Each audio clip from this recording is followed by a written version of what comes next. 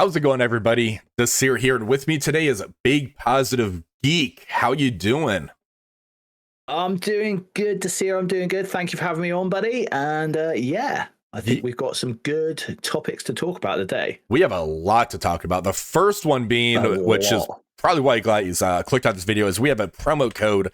It's MSF Vision 2026. This is going to end up being in the description and the comments below. This promo code is supposed to give us 4 million gold, 250 power cores, and it looks like 8 of the G20 orbs. Yes, so we're going to end up claiming that. Now, the big things to discuss. Anniversary is coming around the corner. RJ did say in his Q&A video that we're going to be getting 200 million gold, and it sounds like this is not supposed to be kind of a mistake, like catch-up mechanic for the gold. It's actually no. intended, right? And what I was really happy about was also the fact that that 200 million gold isn't in the budget for the month. It's not come out of the month's budget. That too. So we're still going to get our monthly budget of gold. This 200 million is extra. Yeah, so that is very friendly. And my recommendation, I personally am saving my gold because we have the G21 coming. We have the Annihilus unlock coming. So I'm going to be focusing on that, getting the teams and characters I want to go into those nodes up to the level 110. It's still going to be a while before you can end up entering that, because we do need to get the G21 through the leaderboard events and however they plan to give us that stuff, right? Yep. And for me, it will be going on to some of the things I've had to miss, like the Retcon at the minute. That's where mine's going to go to. If we're talking tactics here, like for those of you who follow my content and who follow Build Positively, you'll know that this month for me as a free-to-play player is the month of the champions. And so I want to get that Retcon team built up, guys. Yeah. They're going to be good in the next battle world. So, It's been data mined. They're one of the teams for the next battle world. Yeah, and they're going to be with the Daring Warriors. It sounds like they're going to be very impactful in that battle world as well, to where they have a lot of mods to where it's like they don't get barrier. I think was one of the data mines that was on there, right? Which we know how powerful barrier is when you look at Null and the Century boss fights. Exactly. You know, we're having to, if you look at the Null event that's going on at the moment, the way we beat that, because of the amount of barrier that he gains, is by that percentage damage and percentage of his health, not percentage of your max health, which is the important thing, which people do get confused with that Null boss fight. Yeah. Which is why Blastar and Quasar are so good, because they bypass the barrier and they take off of his max health completely. Yeah, it's the game changer as far as having those characters. And honestly, Jeff the Lantern is a plug and play character. He's fantastic. The Retcon team in War, they're annoying. So they're doing what they're supposed to be doing. I don't know if you've seen it, but one of the content creators videos this week with Retcon in room 6. I know some of it was down to their poor play, but quality. Absolutely quality to see them take out 2 teams in Crucible. That's hilarious. Now, and it was all Jeff. El Jefe is powerful. Now, there was the first thing they basically addressed was the economy, and they addressed it at the end of the video too. So let's go ahead and jump into the economy portion of it, because I know a lot of people are having questions. What's going on with the economy? And I can't do anything. I don't have any gold. We're getting the 200 million gold for the anniversary. That feels like a Band-Aid type of fix for that. Now, we did discuss this a little bit before we started recording as far as the economy, the gold and situation and everything. I have my thoughts on it. You have yours. So let's have you kind of talk me off the ledge, saying why this is an okay-ish move, I guess, is the best verbiage. So, okay. Let's go back to the beginning of this all, shall we? So the economy had to change. I am not someone who's defending Scopely here at all, but the economy had to change, because if you were to look at the sensor tower data Now, for those viewers who aren't aware of Sensor Tower, it is a website that tracks basically the Apple like the downloads, right? And it's the downloads, but also the revenue income from Apple and from the Android, the Google Play Store, basically. Now, I know not everything is purchased through that, but those have fallen to an all-time low. Now, some of that is definitely down to players quitting the game.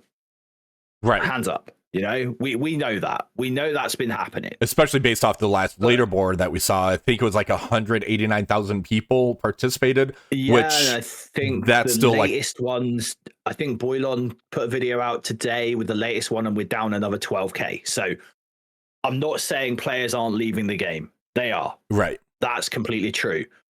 But they also, I think, when they swung the pendulum right the way to the free-to-play side, which is what they did, basically. About a year ago with the new player experience that they were doing, just right? over.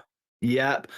All those players that used to buy the battle passes stopped. Yep. I personally did, and I'm a spender, so that's saying something. All those players who are value spenders stopped because they didn't have to spend. There was nothing for them to spend on. Yep. The power core economy changed so they could get their characters using the power cores each and every month. And the gold was coming in enough that they weren't even having to spend to do that. Yeah. Which, let's face it, beforehand, that was probably the difference. I remember back when I first started playing this game, and if I was looking at, just use an example here, I used to watch Mobile Gamer quite a lot when I was there, and we're going to name drop content creators left, right, and center in this video. We are. We definitely are. But I used to watch Mobile Gamer a hell of a lot back when I was, first starting the game. Yep. And same. I would always look at it, and being free to play, like, for example,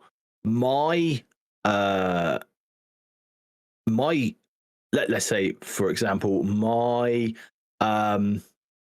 trying to remember the name of the team now. The team that Squirrel Girl was on before. Oh, Young Avengers. Young Avengers. So my Young Avengers were literally capped out at level 80, gear tier 15. And that's where they are now. They've stayed there. You go and look at like your roster or Mobile's roster or anyone like that who was buying the battle passes, who was those value spenders. Their Squirrel Girls, their other teams like that, they were all at like, I know that it will be different now, but if you were to look back when you first started, before you probably built your retcon up. Yeah, because my retcon, I got them built up. I just took She-Hulk to G20. But your Squirrel Girl was probably like a lot higher than level 80 and a lot higher than gear tier 15. I think a lot of them had her at like 17. Yeah. Level 95 sort of thing, that sort of area. And that was the difference. That was the split between being free to play versus being a value spender. Right. Was the fact that my teams would always be that level or two below yours, and you had the top end. And that was there. Yeah. And that created that gap. And now people who have started the game, a year or so ago, they wouldn't have seen this. I know people say about how good the game used to be and stuff like that, but people who started the game maybe a year ago or 2 years ago, they wouldn't have seen how the game was 4 years ago. It was a totally different game. And the game 4 years ago was a totally different game. There was a gap between being a free-to-play and being a spender. Yep. And if you were free to play, you really, really did have to min-max everything. Yeah, there were content creators, which I was in at the time, constantly had videos like, is this team skippable? And then it was, I think, the character right after She-Hulk came out, because She-Hulk was like the last skippable character that we were ever able to have.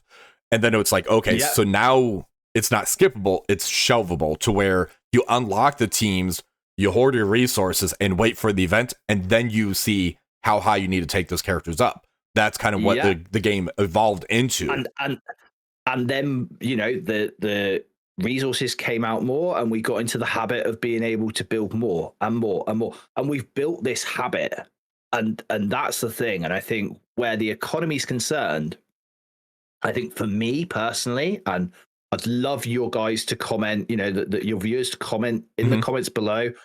When this video goes up, which Desir will let me know, I will sit in the comment section probably for an hour after the video goes up and goes live to chat with you guys. Because that's what I love about this. I love chatting with the community. Same I here. see it as my job as a content creator to chat with the community, to interact with you guys. So please do.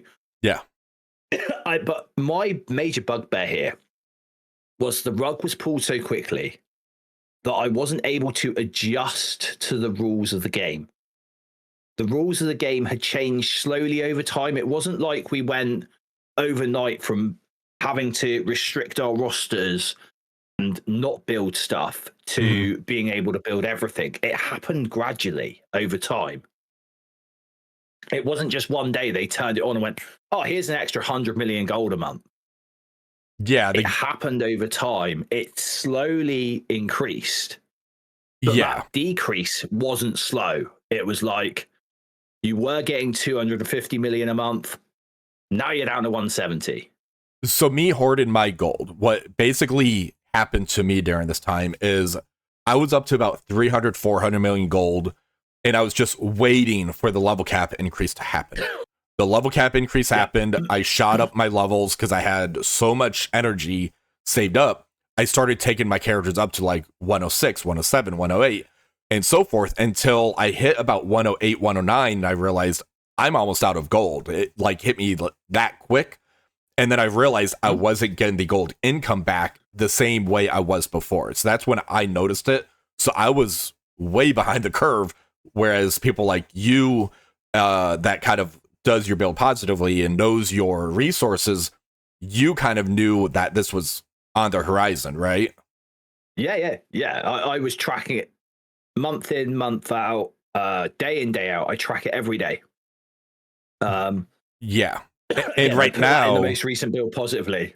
And right now, I'm sitting at 260 million gold basically because I had to start buying the passes again. I haven't bought this one. I usually wait till I get near the back end of it. So I just kind of get that huge lump sum of the resources back in. So doing what they did end up getting me to start buying the passes again. There's value in these a little bit. It's more the gold and some of this G20, like the bio gear. I've been hoarding up by the bio gear portion of it. So they did end up getting the value back in it. It just doesn't feel great how that happened. It doesn't feel great because of how it's happened. It doesn't feel great because of how it happened. Now I do, and like I said, what I want to know personally is, and I'm trying to figure out at the moment, is what are the rules? That's what Gideon says as well. If I want to build every team, if I want to build the new team every month, what are my rules that I'm playing to? You know? Yeah. Now, we were talking about content as far as the content that you can't play right now. And I had somebody comment on my video previously saying, there's content I can't play. And I was very curious. I'm like, okay, there's not supposed to be any content that the players are not able to get into. They said that much. I think there was like a special like Frozen dimension to where that was like a very top end that not everybody's able to get into, but the rewards. There was the Psychic Cataclysm, wasn't there? Which was the one they put out for Professor X. There was that one as well. They specifically said. And do you know why I think that was? I think it was because getting Professor X was such a quick experience for those guys who did it. Like it was done. If those guys who had their rosters G20, they had their rosters at G20, they spent hardly any time. The only node that really gave them any issues was that node that we were told you could use Old Man Logan on, which was the Shadow King node, which you got absolutely freaking rinsed with if you used Old Man Logan. That one in Black Knight. Yeah. You know, and those two like things, I think that was done almost like as an appreciation to the people who had spent money on the game to go and get Professor X early, going, do you know what? We know that didn't give you as much of a challenge as a traditional Dark Dimension would have. Like, I know the guys have finished Dark Dimensions quickly, but Christ, I don't think I'd ever seen a chase character like Professor X being finished so quick. That was insanely quick. I think did Johnny do it in like an hour, something like that. It was like hardly any gameplay time at all. It was something like that. And I know when I was going through it, like there was no challenge except for that Shadow King boss. And then like when you reach the Xavier portion, it's like, this really is too easy. It's just kill everybody but Xavier. You get 25% health off Xavier. Go to the next wave, kill the wave. It was insanely easy. The Shadow King was the tough one. So I think they had to build something because that dimension also felt like it was very much put together very quickly. And having played it recently, because it was one of those dimensions that came back. And so I replayed it, or I played it because I wasn't able to play it the first time around because I didn't have X. Played it the second time around. It was superb. It was a superb bit of content, and it was really good. And I actually managed, with a guide from Wapo, I managed to actually end myself up in the position where I actually ended up getting my Red Xavier costume. There you go. And that's a free-to-play player with G20, So this is why we need content in the game, is so that content creators like myself, yourself, other content creators, we can create the content that helps the community. Yeah, and I love doing the guides. It's just the content that's out.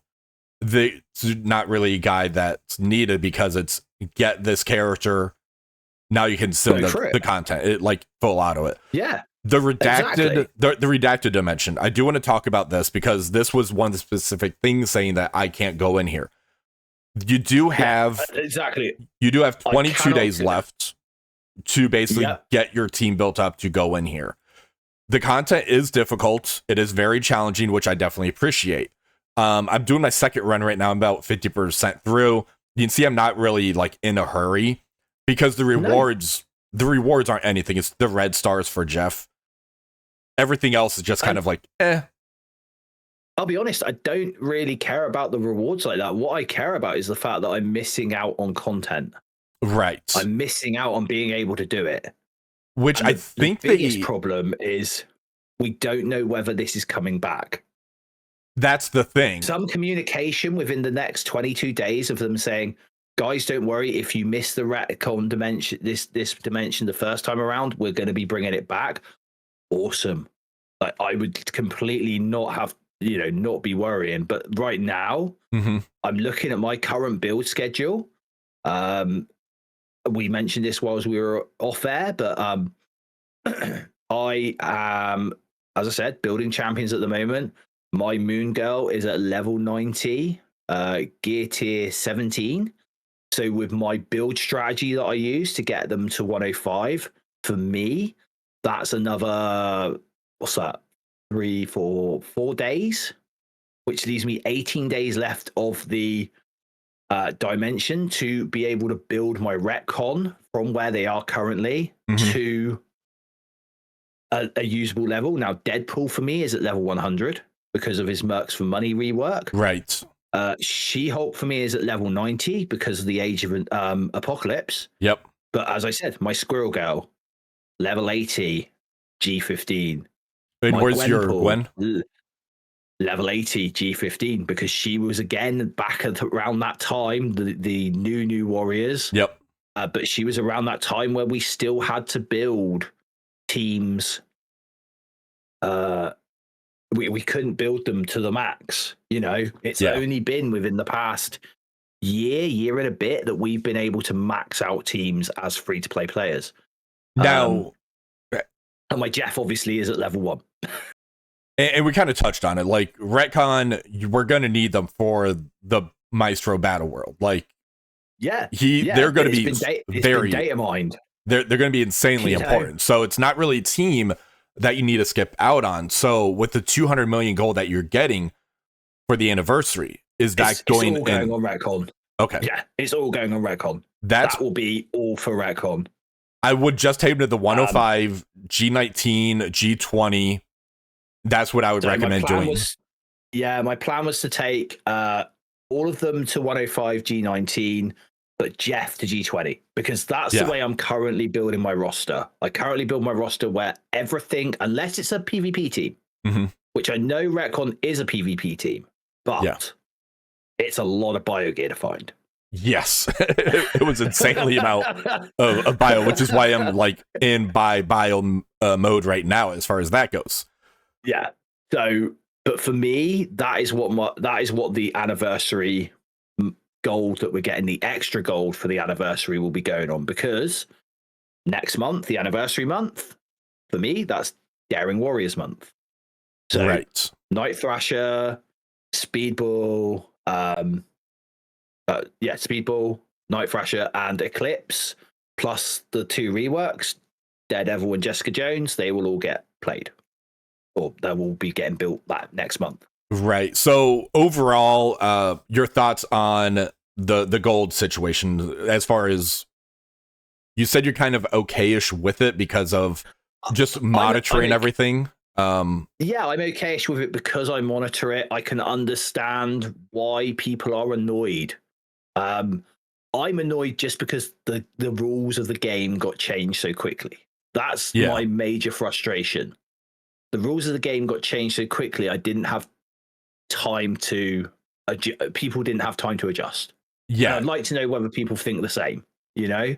Yeah, and the big thing is they said they basically monitor it week by week. So every week they're going to look at the numbers, see if they need to tweak anything. Do they need to increase it?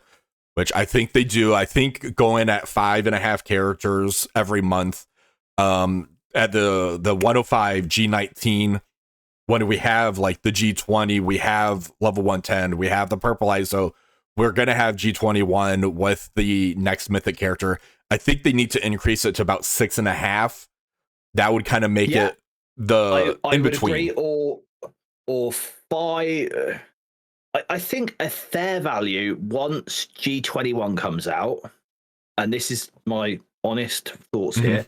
I think a fair value when G21 comes out and is, you know, on the big boys and that, I think that 6 characters a month to G20 105 for free to play players, I think that's good. I think that would be a good idea. That would give you the option of either building 6 characters to 105 and G20 each and every month, which means that you could effectively go back and catch up on some teams if you want to. Or you could hoard that for when you unlock characters like Blue Marvel, when you unlock other chase characters that might come out of cadence, because which we're going to talk about the chase characters. We'll discuss this later on, but you know, we might be getting more chase characters, so when they come out later on, that's what I think is a fair amount of gold. Because at the moment, the reason why I say G19 is because that effectively locks behind whoever's building the biggest. And we've got to think about this, right? So you've got like me in the free to play bucket. You've got the likes of you and Mobile, who are like value spenders. You've then got your next bucket, which is like your whales. They're like so I put you and Mobile in like the value spender minnow category. Then you've got your whales. Those are the ones that would end up like buying the new characters to like 5 or 6 red, basically on release. And then you've got the Krakens. Which, so the way I see it, free to play at the moment, level 105 G19. Between me and you, effectively, there should be roughly about 1 level of difference, if that makes any sense. So 105 G19, you have 105 G20, which is effectively 2 progression systems, because you're getting the G20 and you're getting the overpower. On there.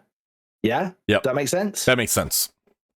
Then between you and the next level, you have the sort of like the Like they get the more 110. stars, and yeah, they can go up to the 110. They get the one.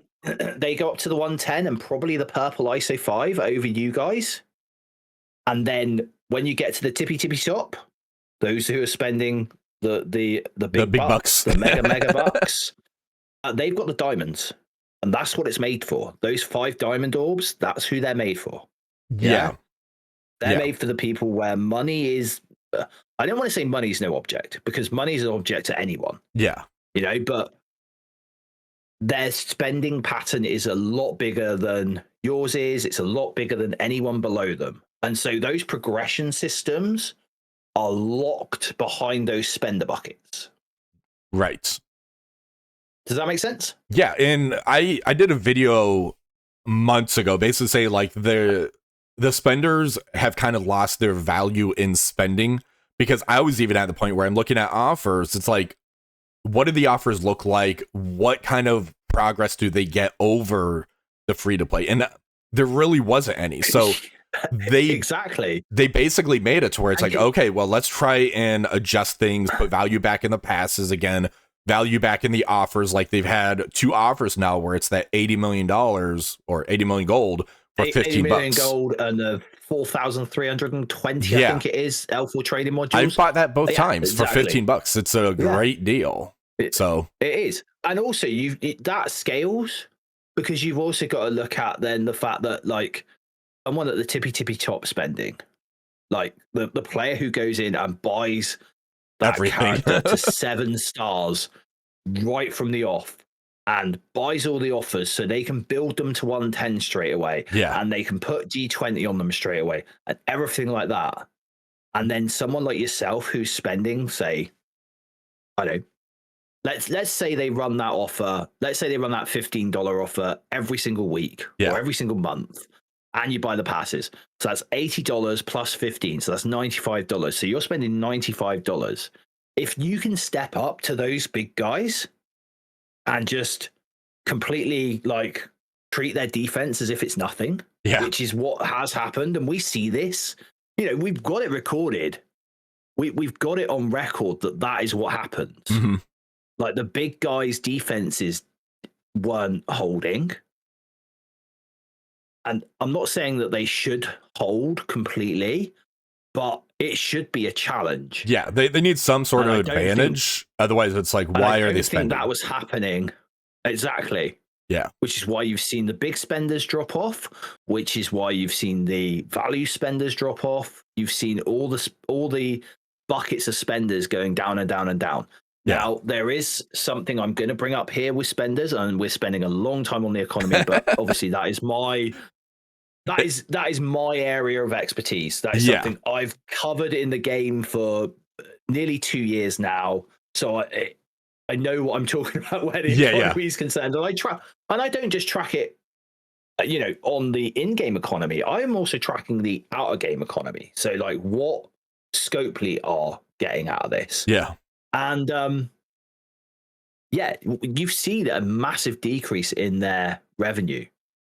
Like I said, Sensor Tower shows us this. Right. So we are seeing a decrease in their revenue, and a big decrease as well. A big decrease. So they had to do something to bring that back, which is what they've done. And I think arguably what they've done now is going to be sustainable, because as much as it sucks to lock resources behind money, it's better for them long term than locking characters behind money. Yeah, it's one of those things. Like, would you rather them adjust the arena power core situation to where you can't use your power cores to keep unlocking character that's going to affect your leaderboards, or would you rather them we want to go into that? We want to go back to the time, like, I know when I first joined, I first joined the game, and the first character that when I got to a commander level, which obviously took a lot longer back those days, but the first character event I was able to take part in was for Brawn. So that tells you when I was playing. Okay. Right. That's when I started playing. However, Agatha, right? Oh my God. It took me basically until Tadano Mac had Big Boy Apocalypse. Yeah. Which was a big time because obviously it wasn't like the big guys, they didn't just go in and get Big Boy Apocalypse day one. It wasn't like that with the Apocalypse Saga. No. Everyone who was involved in the saga walked off with a little Apocalypse. Yeah. But Big Boy Apocalypse came like, I think it was like a few weeks after, like something like that. The L5 Blue was like really hard to get hold of. Like even for the spenders, it was really hard to get hold of. Yeah.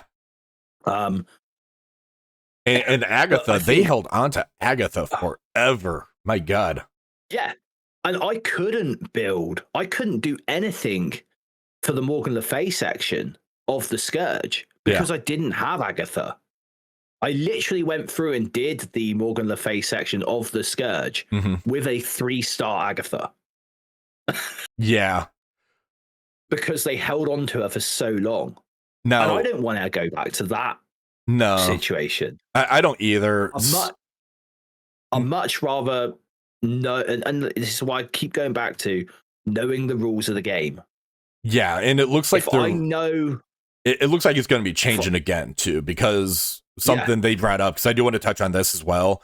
It looks like they're going to be moving gold training mats, T4s, all into specific lanes. Meaning, to me, this would say like gold is staying in Alliance War. Training mats would probably go to like Crucible. T4s could go in a totally different game mode, like maybe Arena. So they're basically making it to where you need to have like everything kind of at a certain level and play in those game modes in order to get all of this. So this is like a massive change to the economy.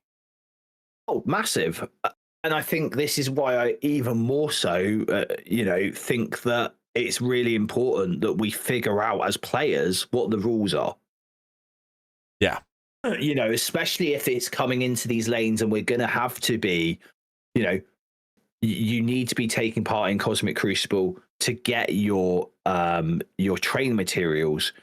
In this example, this is just me saying that game mode, obviously. I know that, yeah, but do you know what I'm saying? Well, that's because, in all honesty, that is where I would most likely see it, because at the moment, the biggest reward from the Cosmic Crucible weekly sort of payout is those training materials.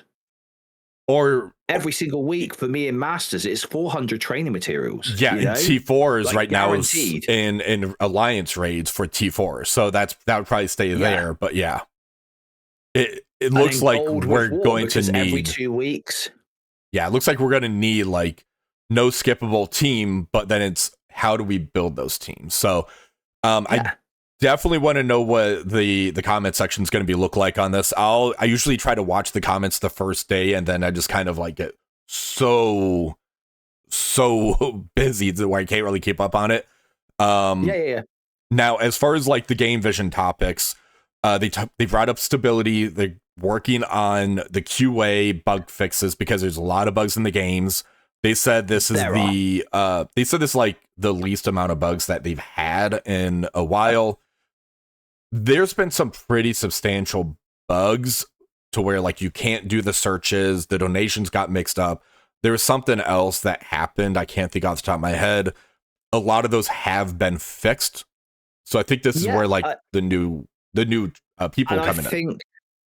I think the thing with this, the stability is that, again, what we've got to understand as players, as part of this vision, they're changing a lot of stuff behind the scenes. Now, for those people that don't know about MSF, haven't looked in the data mines, haven't looked at the coding for the game or anything like that, this game is a spaghetti code game.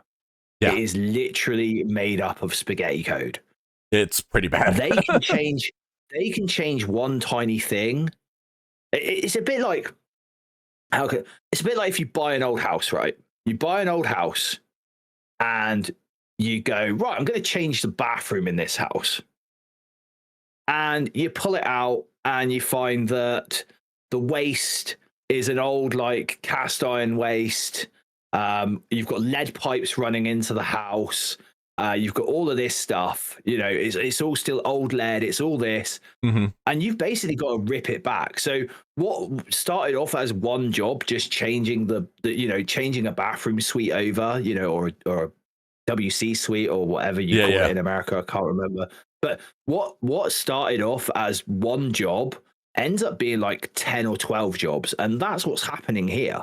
Oh, it's like, that it's that Malcolm in the Middle where like Hal goes to change the battery and then he ends up having to get like WD-40, then he had to fix something else, then he's basically fixing his car. It's like it's just a whole ripple effect of changing things. And this is what's happened. So like they're obviously trying to change the war UI, which looks fantastic, by the way.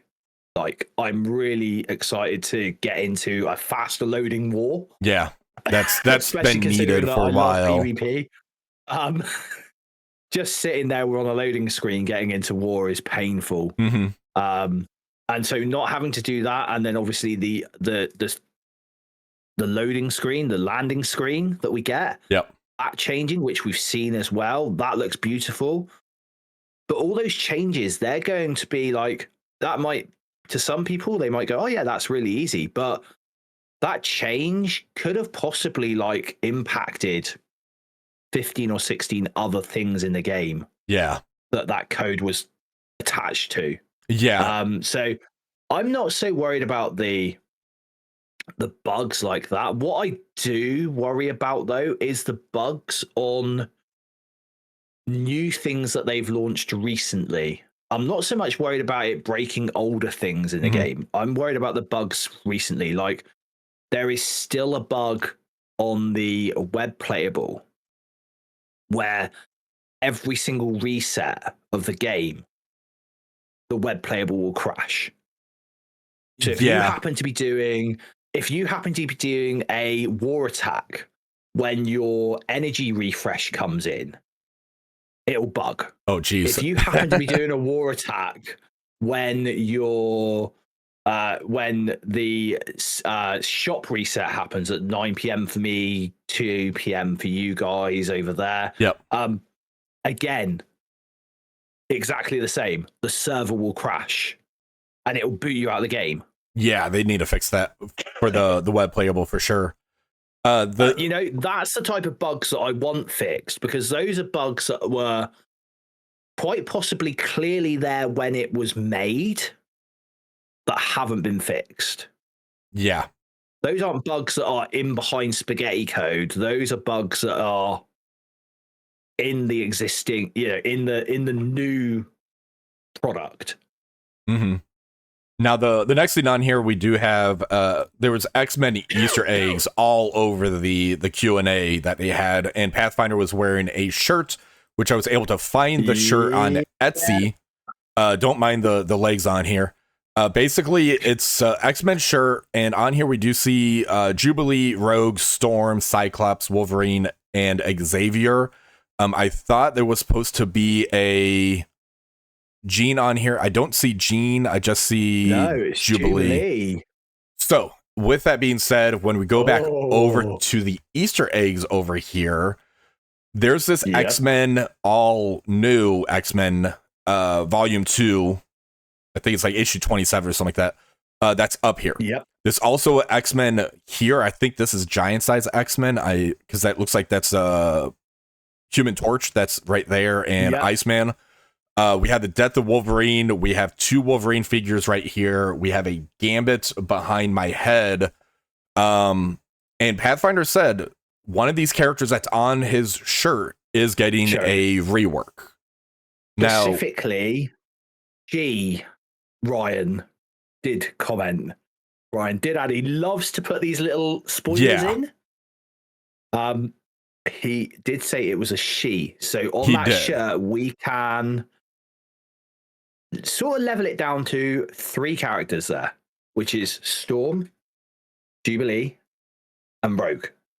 Right. Now, I think we can probably take Storm off the list because she was reworked, not recently, but 12 months ago for the Immortal X-Men. Yeah. So we have Rogue and Jubilee.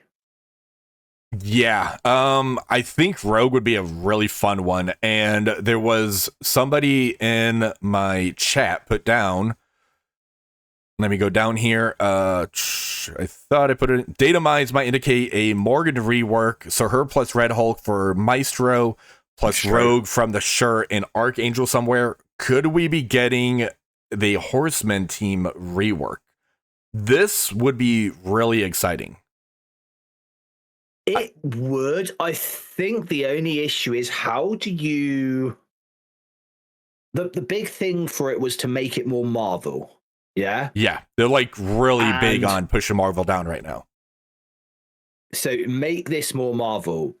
So I love that. I love that theory of reworking the Horseman, adding in Maestro, making that some form of team. Yeah. I love that. I really do. But that would take away from their vision of it being more Marvel, because the only way those characters would have come together is through Apocalypse and being his Horseman. Yeah. Which they're not going to rework those because there's no money in it. Exactly. So I personally would, I think that, here's my view on it. I'm going to say now, I reckon it's going to be Jubilee. Mm-hmm. Just because she's the oldest character there that hasn't had a rework, and we seem to be going through a lot of the older characters for reworks at the moment. And I think also she certainly was in the first series of X-Men 97. Mm-hmm. And that series is coming up again. Season 2 of X-Men 97 is coming. Right here. That's coming in the summer of this year is the date for that one. Which is like any time sort of between May and sort of September, roughly. May to August area. Yeah. Something like that. So, and Jubilee was always she was like the main character. Her and Roberto or Sunspot was like the main sort of storyline, as well as the Krakoa era.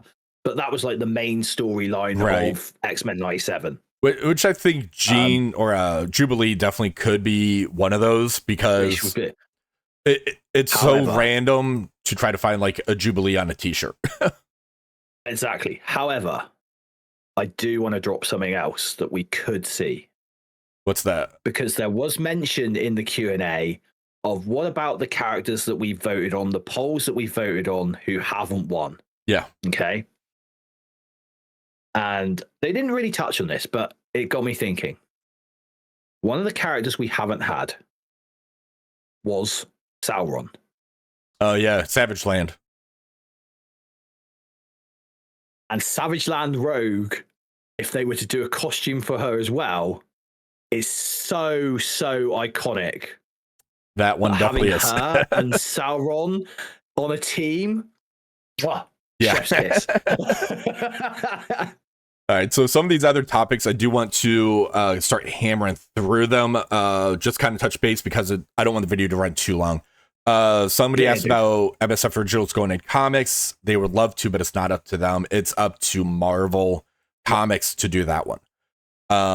Matchmaking, how will it change?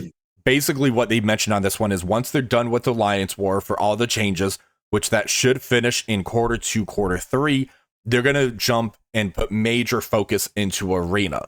So that makes me think that the Arena landscape is going to be drastically changing. I don't know if it's going to be like merging shards. It's going to be a new game mode for Arena. What's going on with Arena? What was your take on the Arena portion on here? I'll be honest with you. I think Arena needs a big shakeup. Firstly, because the biggest problem with Arena, and we saw this with Blue Marvel. We saw the outcry with Blue Marvel when he was this epic Dark Dimension-esque chase character that people paid money for. And then they expected him to be like your Professor X's, your Mephistos, who you plugged into that Arena team, and it literally like was the haves and have-nots. Yeah. And it wasn't like that. And that's, there is, it's not a, do you have Blue Marvel? Do you not have Blue Marvel? Because the problem with Arena currently is you've got your whole roster to play against your opponent's roster. And I think that's the what makes Arena really stale. That's why we only see the same few teams, is because there's no, I know you've mentioned it before. Was it Etheria you were saying had it where it was like it was a three sort of team? It was I want to say DC Dark Legion is the game mode that had that, and it's basically Elite Arena where you have 3 arena teams and you'll go against an opponent that has their 3 arena teams set up, and like your team 1 goes against their team 1, your team 2 goes against their team 2, and so forth. That's like one of my favorite game modes that they had in that game when I was actually playing it. So I've been shouting, it's like, hey, let's get that, because we have over 300 characters. Let us use them in Arena. That would be really cool. And this is part of the problem. We see such a stale environment of a meta, a solved environment of a meta. And I know some people like that solved environment of a meta, but I'm not that type of person. And I don't think you are. It gets boring once that happens. We love it when something new comes out, and like Blue Marvel might not have been brilliant for Arena, but for things like War and Cosmic Crucible, all of a sudden that was a game changer, because you were really stretching your opponent's roster. Yeah. Like that was like, so that's what people need to sort of see. So I would like to see with matchmaking and changes to Arena, I'd like to see us have to use more teams, more of our roster, more, not just have one team dominate Arena for months and months and months and make it completely stale. Because I'll be honest with you, Desir, I was staying in the top 10 in my Arena. I think this month, and part of that is down to how I've been feeling about the game, but part of that is also down to the fact that the difference in 50 power cores, it's nothing. It's negligible. Like I'll drop down to like the teens or 20s. It's like, okay, let me climb back up to top 10 and I'll jump back in Arena again in a few days. What I used to do was I used to like go on almost right before my payout, and I would make sure I was in that top 10 of the Arena. I didn't do that anymore. No, not at all. I stopped doing that because it's just not worth my time. It's not a mode that excites me. Yeah. Oh, hey, I'm just going to go and find the players who are putting Emma on defense, and I'm going to wax them with a team that doesn't even have Professor X on. Yeah. Like, that's that's the thing, Yeah. So that's what I want to see. I want to see a big change. And the other thing I want to see from Arena, and this is a problem they've had with Arena right from the off, is the slingshot. Slingshot needs to go, man. And the elo for it, it's terrible. It sounds like they might be like combining shards because they did mention like the shards as far as that aspect goes. That's fine. I would be really happy with them just making one shard, like with all the players. That would be interesting. Against everyone. Like, Yeah. The next thing, does engagement mean spending money? No, it just means engaging and logging into the game. So they're trying to increase that. Phase 2 Spider-Man, Phase 3 Doom explained. They specifically dropped Brand New Day, which is what I said would end up happening. Their Brand New Day, the trailer just dropped for it as well. It's glorious in all of its Spider-Man thing. Can't wait. Give more Tom Holland, please. Yes. Doomsday, they're going to maximize off of Doom. He's going to be front-facing, and he's going to be in our face all of Q4. This really excites me. I'm loving the Doomsday aspect. Then they actually, here is when they actually first dropped the Breakers and Worthy for Fear itself. So I do want to jump on this one real quick. They did give a spoiler at the end of the video. Silver Surfer is going to be the first Breaker. Which, when I looked as far as that goes, I saw, where are you? Right here. This is a Silver Surfer with a hammer. So they could do something like this. The thing with the Breaker is the Breaker's not in the comics. They are called Mighty, where they basically get their armor or weapons empowered by Odin. Yeah, it's like Odin infused armor and weapons. So we kind of had a discussion that we think and hope it happens, where the chase characters are going to be, say, the Worthy, the Legendaries could be the Breakers, and they can kind of go that route, I think that would be very interesting. Or they do it the other way around, but have it where the chase characters work towards this bigger team throughout the year. I think that'd be really cool. That'd be amazing. I think that is, and they did say there are more chase characters coming next year. Yes, or, in the Age of Fear. I personally love the chase characters. I love the fact as long as we get the resources to build to the game rules. Yeah, like as long as we get that. Yeah, because they specifically mentioned like Eclipse is going to be more like that. The chase characters they're talking about, it could be unlocked through doing Tower, it could be a Pocket Dimension, it could be Crucible. I like those because it keeps the engagement going as far as that, and you're constantly getting more shards as opposed to it's not as exciting. It was like when we were having the pity orbs, and I'm just opening them. It's like, okay, I got 5 more shards, I got 10 more shards. This one here, it's like, oh, cool, I got like a nice 50 dump. I got next star level going on here, and it keeps me excited for that game mode. I'm really excited for that. Really excited for that sort of thing. If that's what they're going to do, What I don't want them to do though is to do what they did with was it the Steel Serpent? Oh that was terrible. Was a tower? They put it to a tower, but like, it completely locked a lot of new players, newer players out. Yeah, don't do that. Because of the tower it was. Don't do that. Don't. Make new content.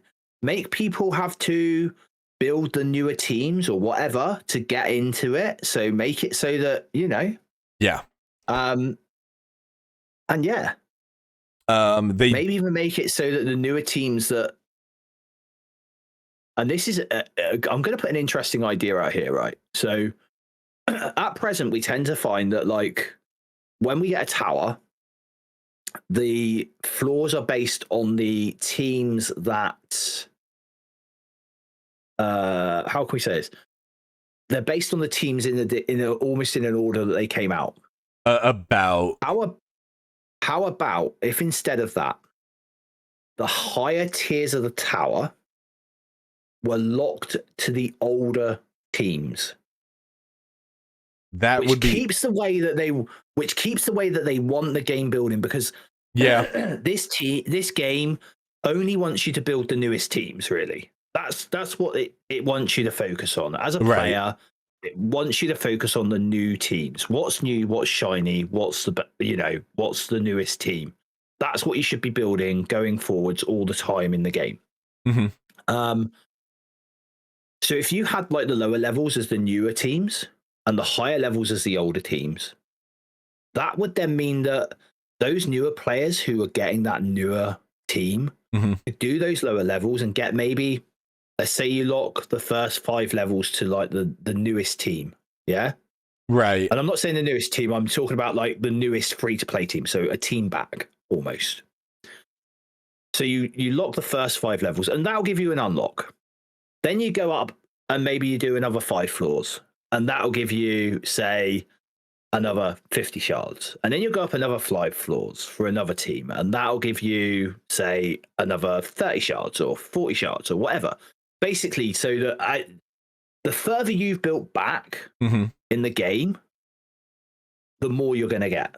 The issue, the more you're going to be rewarded. The issue with that one, though, is that would make it more like where it's prescriptive, where I don't want prescriptive content.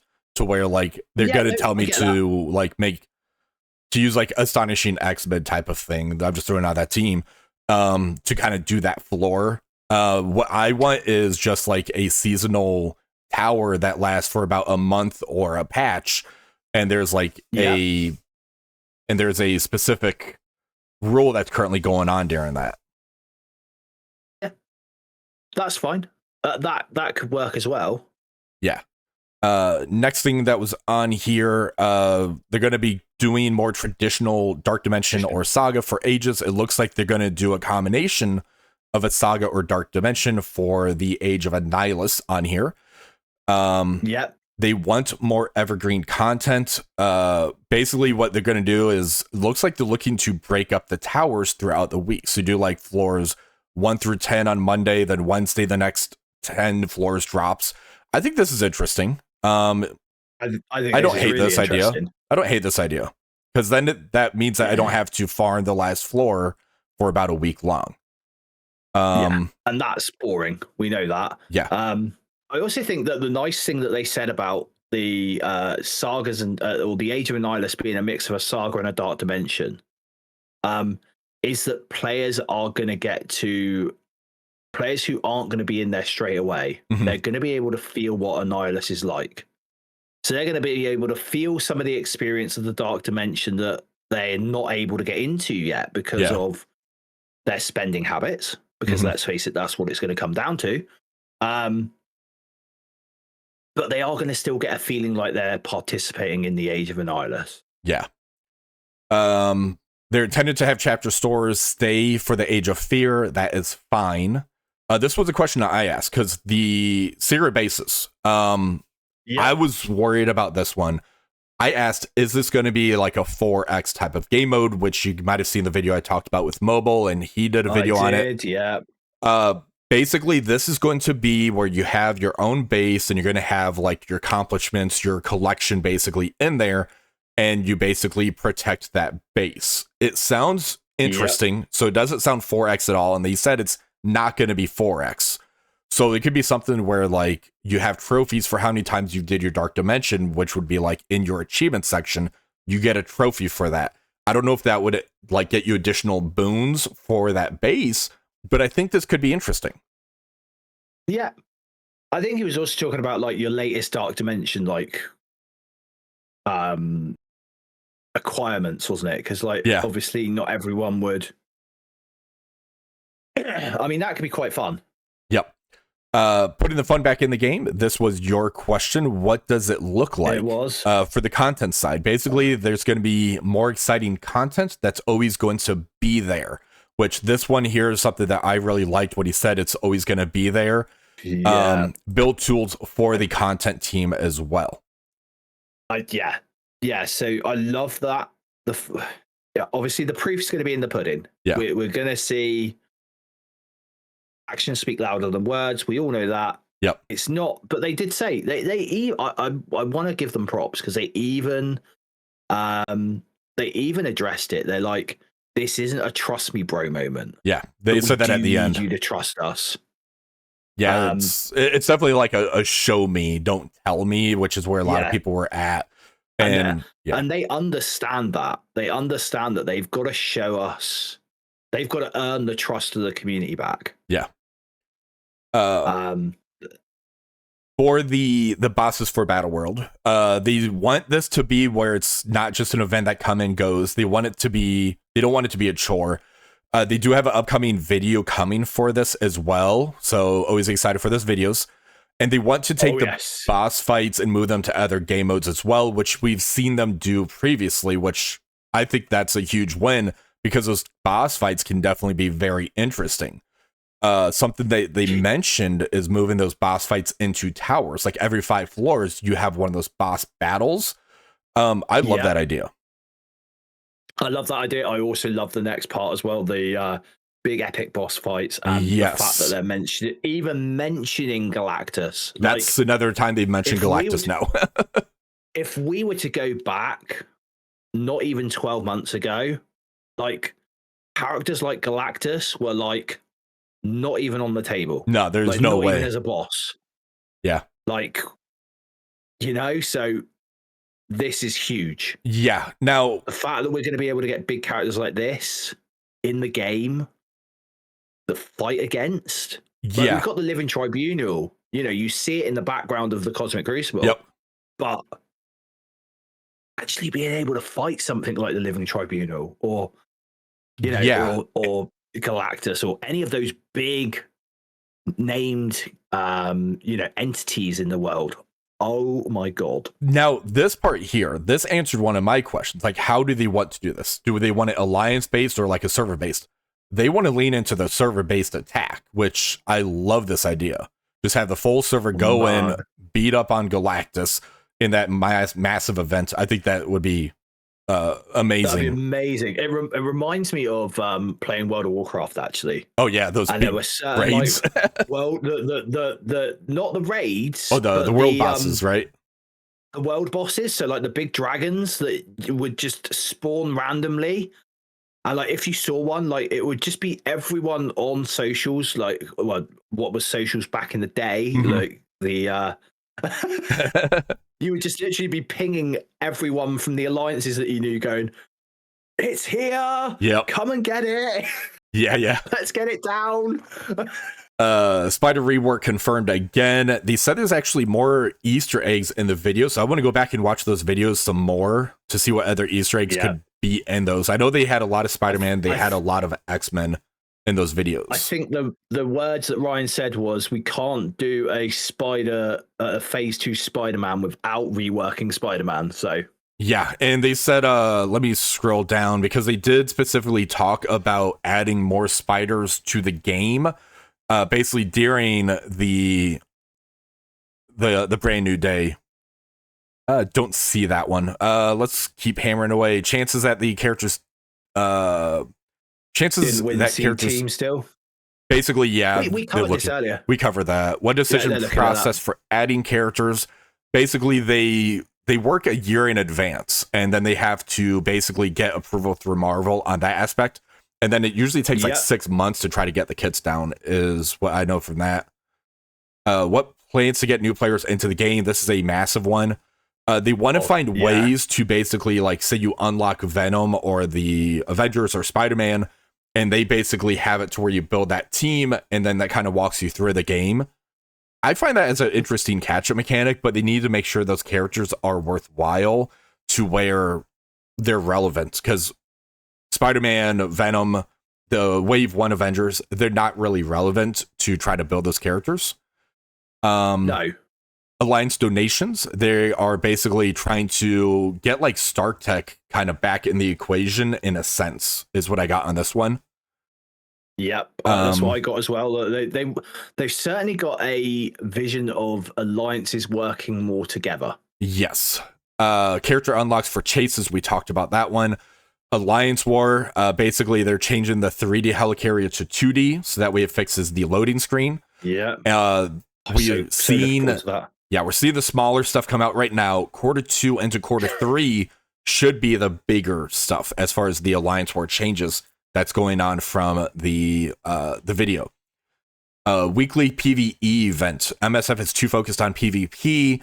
The Age of Fear is going to basically change this, and PvE is actually going to be a pillar of this game mode. Limited. I love this. And I know players will love this. I think the biggest thing that people don't see, and we're going to go back to the economy here, is that PvE content is really hard, as we're seeing now, like with the redacted dimension, because any player right now with the way the economy is could go, and they're saying it, you know. Yeah, but show me. Oh, the redacted dimension is, you know, it's gated to, it's pay to play content. That's what players are saying at the minute, because the economy isn't there to build the retcon team. Yeah, so which whether you can't like skip the retcon. We can't skip retcon at all. No, but whether we like it or not, PvE doesn't really, it's not really going to be a money maker for Scopely, because they can't lock it away, else people will say, well, the game's now pay to play. Right. And that can't be a thing. It's a lot. So I value the fact that they're wanting to put more PvE content in the game, but I also understand that it's not going to be as big a money maker for them as PvP is. Yep. Because PvP is all about building your characters as big as possible to compete against players who are. And PvE is basically get it to where it does what it needs to do type of situation. Correct. Yeah. Bringing limited red characters back, like Ares and Phantom Rider, they're having the same issue with Null. They need to do this. Yeah, they need to find a way. The Null aspect as well, as far as that goes. So this is going to be interesting.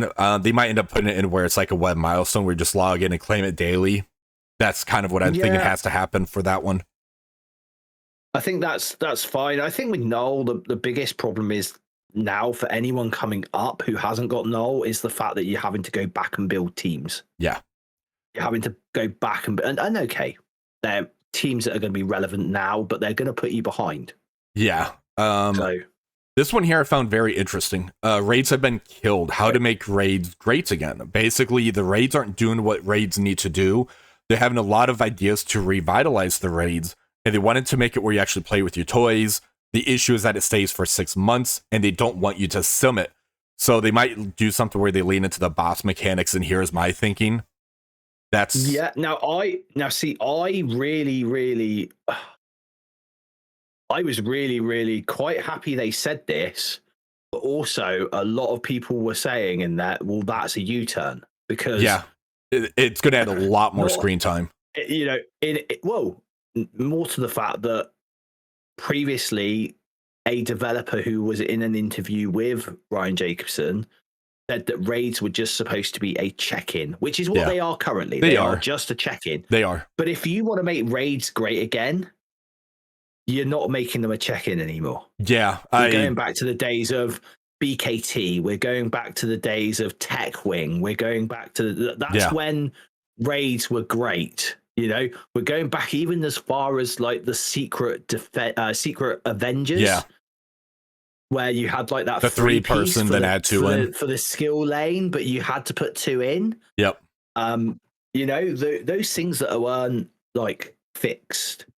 Adding more skins. This one here is very interesting. They want to add more skins, but they want to do something with the costumes, possibly like adding stackable costume stats onto them. So they don't want to waste the costumes and have it to where it's not related to this, is what I got.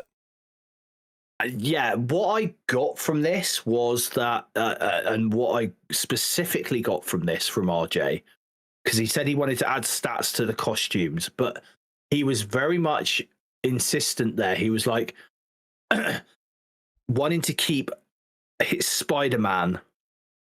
This was the example he used. He wanted to keep his Spider-Man relevant in the meta. Yeah. And the costumes would be what would allow him to do that. So I've got a feeling that the costumes adding stats won't be to all characters, but it will be to those high affinity Marvel characters. Yeah. Like Spider-Man, like Captain America, like Wolverine, like Hulk. Yeah. All those really high affinity characters, they will get costumes that add stats to them to keep them relevant no matter where you are in the game. Yeah. And I love that. Personally, I love that. As long as they don't put speed on those costumes. I definitely agree. Or change the kits entirely. Danger Room, when is it coming back? They're basically working on it. They want it to be a good experience. So it sounds like they're making changes to it, which is why we haven't seen it. Yeah. We saw there was that new UI on it too.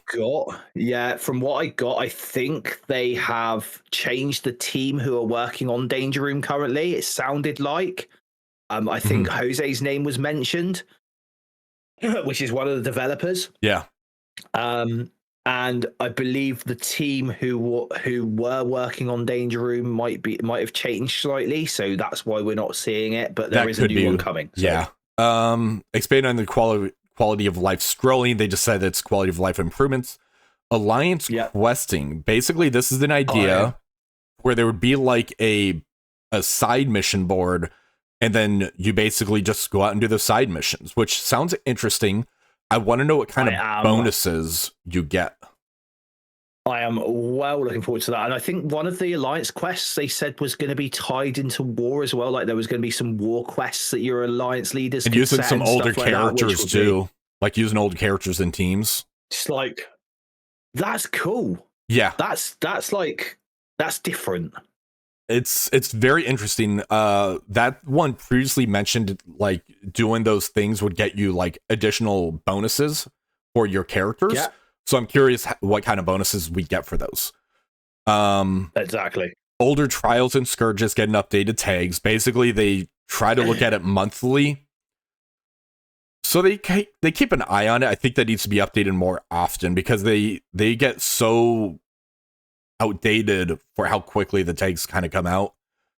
I think this is the thing that this leads into what I was saying about earlier, that they want you to be focusing on the newest teams. Mm-hmm. They don't want you going backwards. Yeah.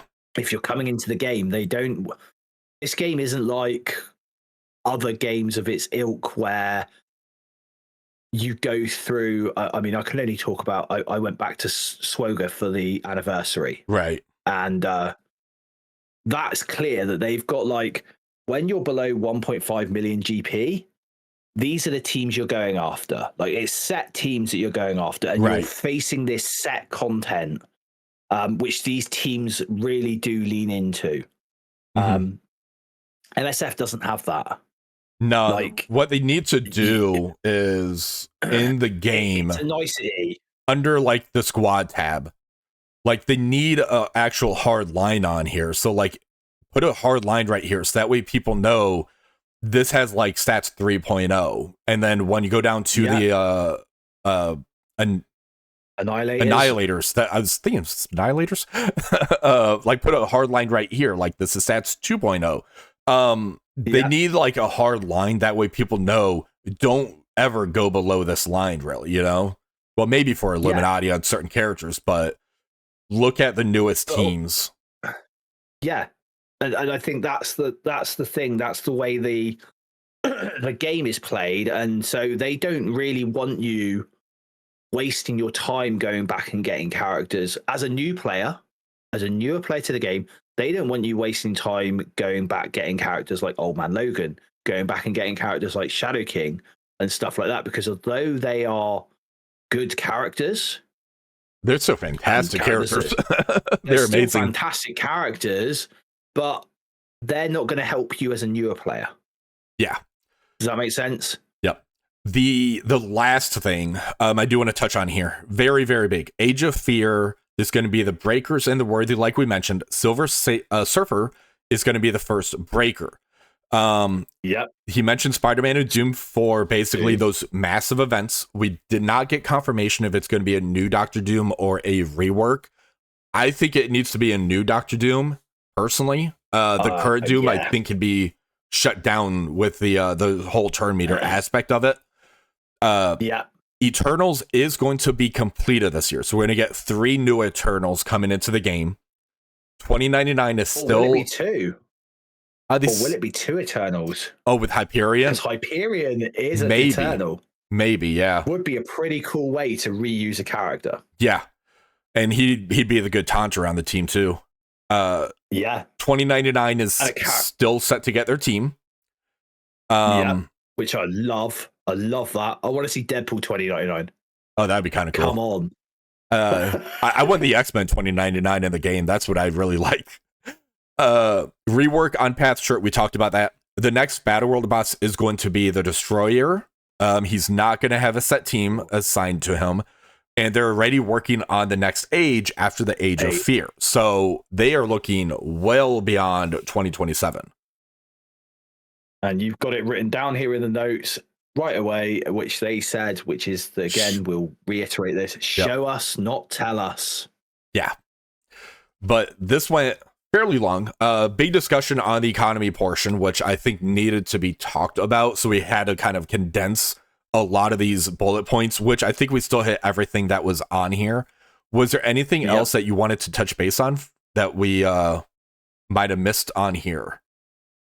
I didn't think so. I think everything was touched. I think one thing, which you brought it up, because I was, before we started recording, I had no clue what this little thing is right here. You said something that triggered a lightning bolt, which you said you think that's part of the Guardians of the Galaxy where the Power Stone was located at, which looks fairly close to this. It's definitely doable to where that's the Easter egg for that portion, because in the Guardians of the Galaxy comic that they have on there, it's talking about Drax going after Thanos and basically has Gamora with his side. So it could be something where it's like a Black Order Thanos type of rework coming into the game. I would love that. That would be amazing. I would love that. That would be amazing. Yeah. That would be absolutely amazing. And maybe we could get Star-Lord Annihilation reworked for that one. And actually be good. Maybe. Maybe. All right, but that is all that we have, unless there was something else. Did you have anything? No, man. No? All right.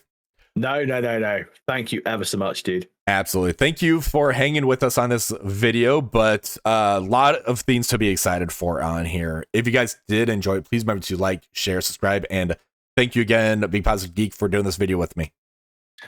Thank you to see it. And yeah, comment down below, guys. Don't forget that. All right. Bye.